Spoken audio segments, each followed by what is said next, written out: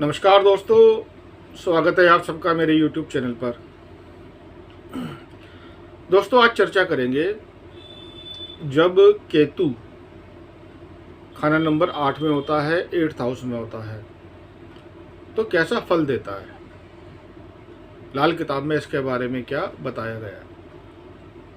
लेकिन दोस्तों, इस जानकारी से पहले मेरी आप सबसे रिक्वेस्ट है कि आपको मेरी वीडियो अच्छी लगे तो मेरी वीडियो को लाइक करें, शेयर करें और मेरे YouTube चैनल को जरूर सब्सक्राइब करें और नोटिफिकेशन बेल को भी जरूर दबाएं, जिससे मेरी आने वाली वीडियोस की जानकारी आप लोगों को मिलती रहे। तो दोस्तों, शुरू करते हैं आज का विषय। केतु खाना नंबर 8 में, 8th हाउस में लाल किताब के अनुसार कैसा फल देता है। दोस्तों, केतु खाना नंबर 8, इसको कहा गया है लाल किताब में बच्चों की मोहब्बत के गम में छत पर रोने वाला कुत्ता, मौत के यम को पहले देख लेने वाला कुत्ता। मतलब ऐसे व्यक्ति को उसकी मौत का अनुमान पहले ही हो जाता है। दोस्तों, लाल किताब के अनुसार कोई भी ग्रह एक घर में, किसी भी एक घर में अच्छा असर भी देता है और बुरा असर भी देता है, नेक असर भी देता है, मंदा असर भी देता है। तो ये कुंडली के अंदर ग्रहों की कंडीशंस को देखा जाता है कि ग्रह कब मंदा है और कब नेक है। तो हम बात करते हैं नेक हालत के बारे में कि केतु खाना नंबर 8 में है और नेक हालत का है, तो कैसा फल देगा। उसके बाद हम बात करेंगे मंदी हालत के बारे में। दोस्तों, जब केतु 8th हाउस में है और नेक हालत का है, तो केतु अच्छा है या बुरा है, इसका फैसला हमेशा 12th हाउस से होगा। और जब तक बुध अच्छा है, केतु कभी भी मंदा नहीं होगा।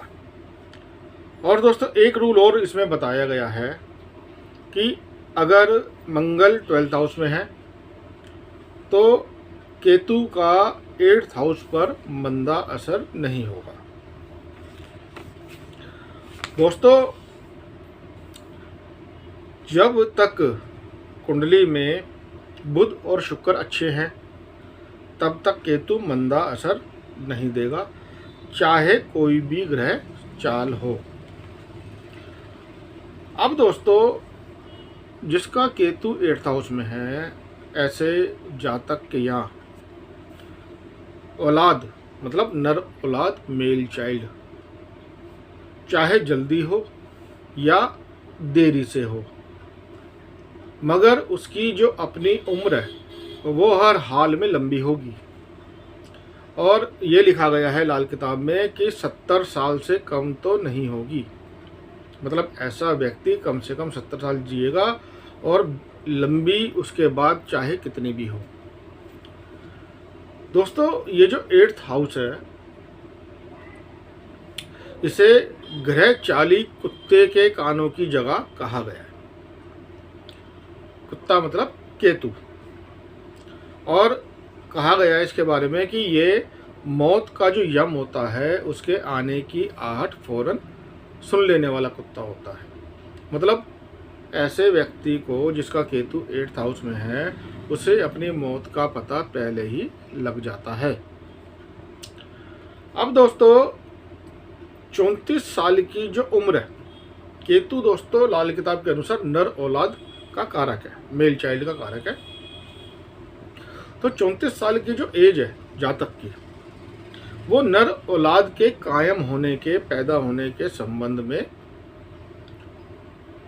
बहुत ही इम्पोर्टेंट होती है। तो जो 34 साल की जो एज है, वो नर औलाद के, मेल चाइल्ड के कायम होने के संबंध में बहुत ही इम्पोर्टेंट होती है। दोस्तों, इस बात को बहुत ध्यान देने वाली बात है कि जन्म कुंडली में यहाँ बात दोस्तों जन्म कुंडली की हो रही है, वर्ष कुंडली की नहीं हो रही है। तो जन्म कुंडली में अगर बुध खाना नंबर 1 से लेकर 6 तक घरों में बैठा है तो जो मेल चाइल्ड है वो आम तौर पर जो कुंडली वाले की जो 34 साल की उम्र तक जो पैदा होता है वो आखिर तक कायम रहेगा, उसकी उम्र लंबी होगी। और जन्म कुंडली में अगर बुध खाना नंबर 7 से 12 में बैठा है तो जो मेल चाइल्ड है जो कुंडली वाले की टेवे वाले की 34 साल की उम्र के बाद पैदा होता है वो आखिर तक कायम रहेगा। और दोस्तों कई बार तो ऐसा भी देखा गया है कि 45 से 48 साल की उम्र तक कोई मेल चाइल्ड नहीं होता या एक लड़का होता है और बाद में दूसरा लड़का कायम होता है। अब दोस्तों एक कंडीशन और है, जो 6th हाउस है वो केतु का अपना घर भी है, पक्का घर है केतु का, और केतु वहाँ नीच भी है। इसलिए जब केतु तो 8th हाउस में है और बुध आ जाए 6th हाउस में तो ये जो कंडीशन बताई गई है 34 से पहले और 34 के बाद, तो ये जो दोनों तरफ की जो औलाद है जो 34 से पहले पैदा हुई है और जो 34 के बाद पैदा हुई है वो, तो उनके जिंदा रहने की कंडीशंस हो सकती है। तो वो जो मेल चाइल्ड है जो 34 से पहले पैदा हुआ है और वो जो मेल चाइल्ड है 34 के बाद जो पैदा हुआ है तो वो दोनों जिंदा रह सकते हैं। अब दोस्तों जातक जो कुंडली वाला है वो उसके यहाँ पर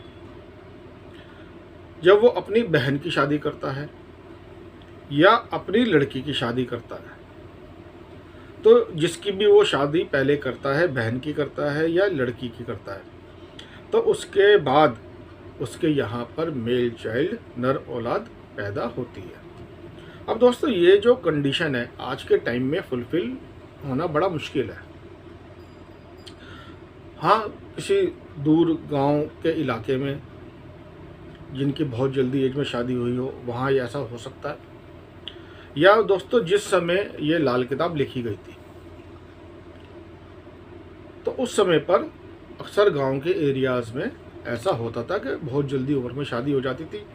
तो उससे क्या होता था कि जल्दी ही समय आ जाता था। मान लीजिए लड़की पहले पैदा हुई, जल्दी शादी हो गई, तो वो 35, 36, 37 साल की उम्र में लड़की की शादी का समय आ जाता था।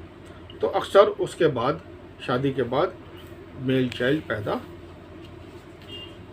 होता है। तो ये कंडीशन इसमें बताई गई है केतु 8th हाउस वालों के लिए। अब दोस्तों जब कुंडली में मंगल, नेको और बृहस्पति हो खाना नंबर 2 में या 1 में, या चंद्रमा हो खाना नंबर 2 में, अब ऐसे में दोस्तों केतु को कायम गिना जाएगा, केतु को नेक गिना जाएगा। केतु नेक असर देगा और किसी उपाय की ज़रूरत नहीं होगी। ऐसे में ये जो ग्रहों की कंडीशन बताई है, जब मंगल नेक है और बृहस्पति 2nd हाउस में है या 1st हाउस में है और या चंद्रमा 2nd हाउस में है, तो ऐसे में जातक के यहाँ पर ज़्यादा औलाद होगी, ज़्यादा मेल चाइल्ड होंगे। लेकिन अगर चंद्रमा मंदा है कुंडली में तो ऐसे में चंद्रमा की पूजा करनी चाहिए।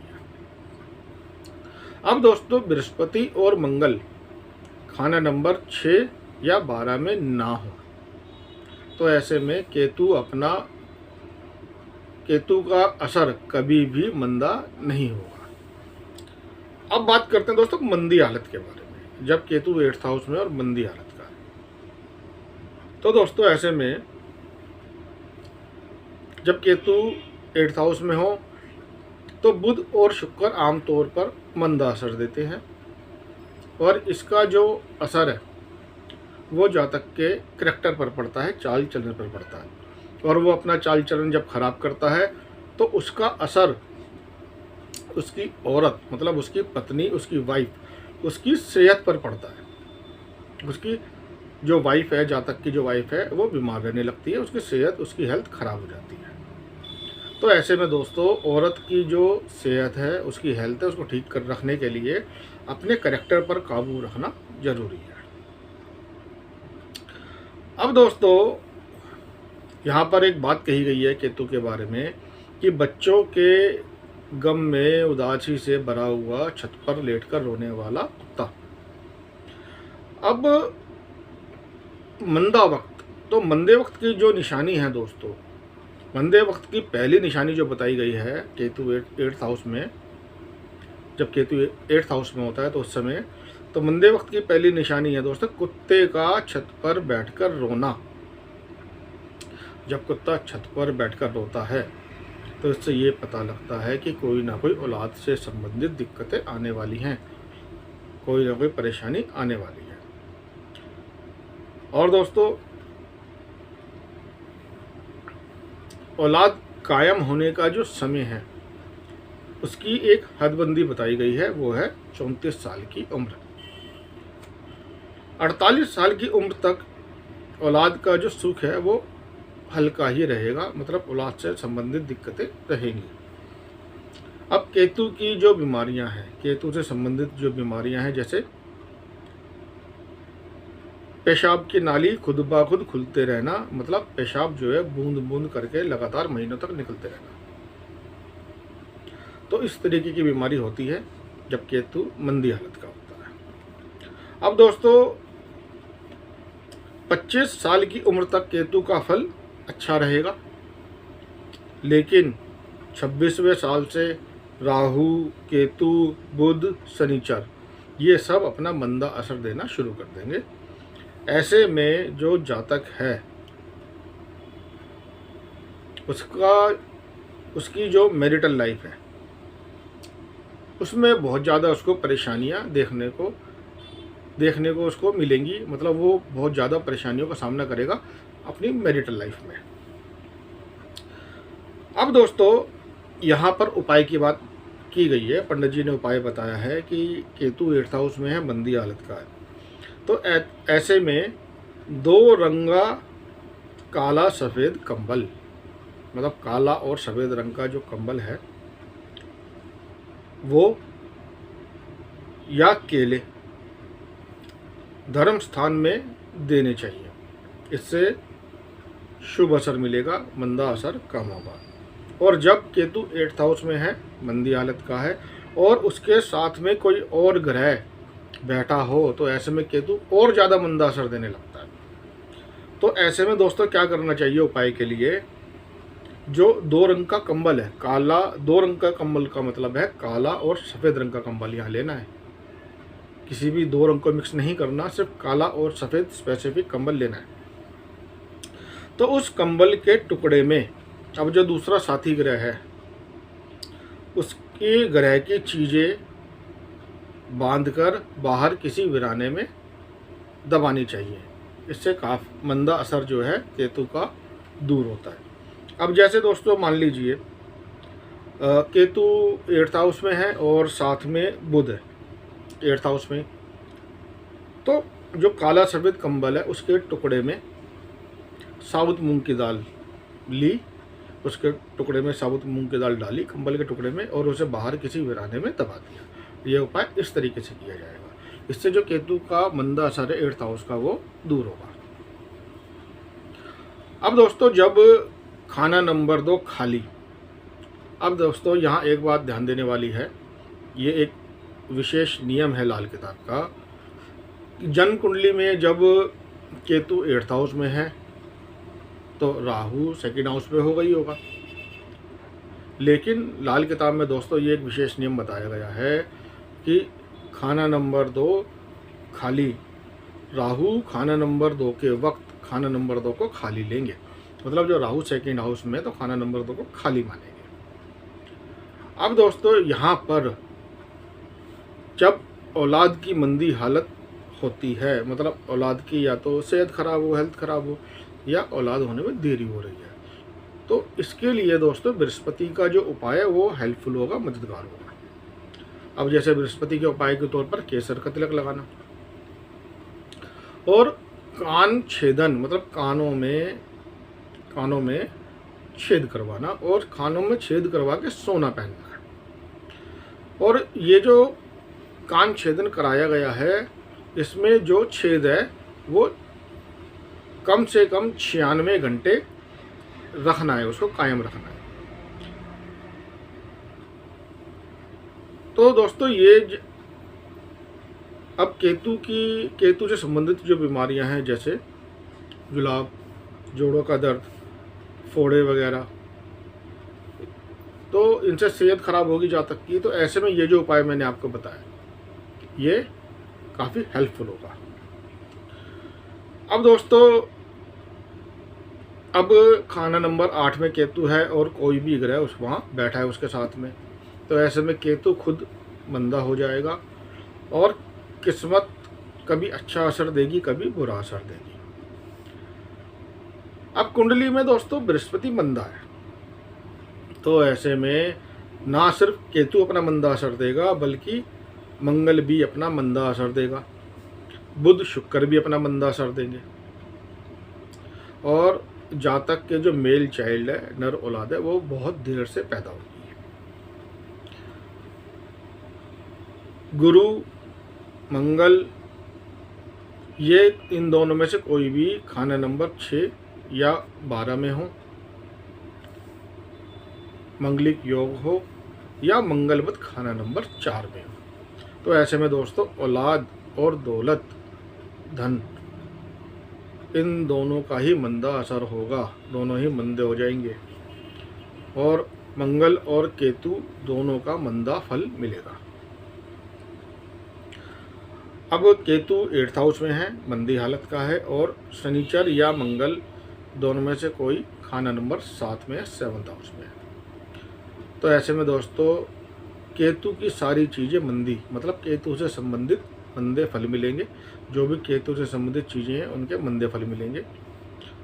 और मकान की छत गिर जाती है, ऐसे जातक की मकान की छत गिर जाती है, या कोई भी अचानक से बहुत बड़ी मुसीबत आ जाती है।